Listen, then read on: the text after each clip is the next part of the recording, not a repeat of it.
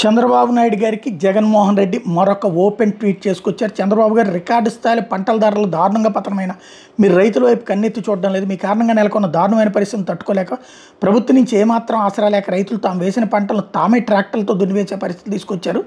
చంద్రబాబు గారు ఇలా మీ దుర్మార్గ పాలనతో రైతులు ఒంటి మీద ఉన్న చొక్కాను కూడా తీసేసి వాళ్ళని రోడ్డు మీద నిలబెట్టి ఇప్పుడు మళ్ళీ వాళ్ళు కాలర్ ఎగరేసుకునేలా చేస్తూ ఉంటే ప్రగల్భాలు పలుకుతూ వాళ్ళకి ఎండమావులు చూపిస్తారా?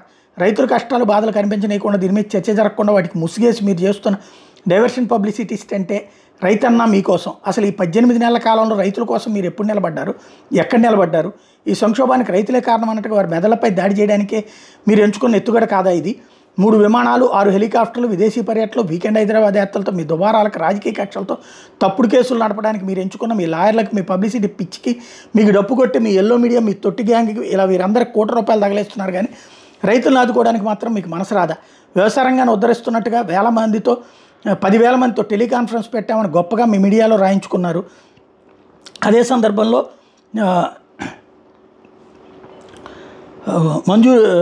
ధరల పతనమైన దీనస్థితిలో ఉన్న రైతులను ఆదుకుంటూ ధరల స్థిరీకరణకు వెంటనే డబ్బులు మంజూరు చేసి రైతులను ఆదుకునే చర్యలు ఎందుకు చేపట్టడం లేదు? ఇప్పుడు కూడా ధాన్యం, మొక్కజొన్న, అరటి, కొబ్బరి, పత్తి ధరలు దారుణంగా పడిపోయిన మీరు అధికారంలోకి వచ్చిన ఏడాదిలోనే ధాన్యం, కందులు, మినుములు, పెసలు, సజ్జలు, మిర్చి, పొగాకు, ఉల్లి, టమోటా, కోకో, చీని, మామిడి ధరలు పడిపోయిన మీకు పట్టనట్టే వ్యవహరించారు.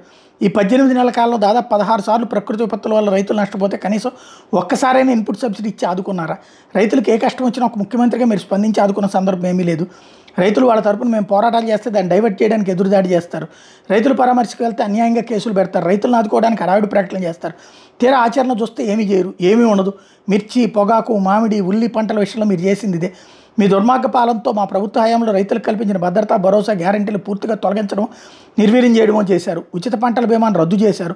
తుఫాను సహా ప్రకృతి వైపరీత్యాల కారణంగా నష్టపోయిన బీమా పరిధిలో లేని లక్షల మంది రైతులకి ఏం చేస్తారో చెప్పడం లేదు. పోనీ వాళ్ళకి ఇన్సూరెన్స్ లేకపోయినా మీరే పంట నష్టపరిహారం ఎప్పుడు చెల్లిస్తారో మాట మాత్రమే చెప్పలేకపోతున్నారు.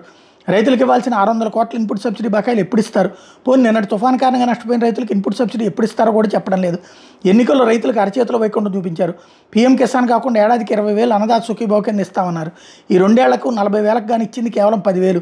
ఆర్బీకేలు, ఈ క్రాప్, సీఎంఏపీపీ, పొలం వద్దే పంట కొనుగోలు ఇలా అన్ని నిర్వీర్యం. చివరికి ఎరువుల కోసం కూడా రైతులు బ్లాక్లో కొనుగోలు చేసుకునే దుస్థితికి తీసుకొచ్చారు.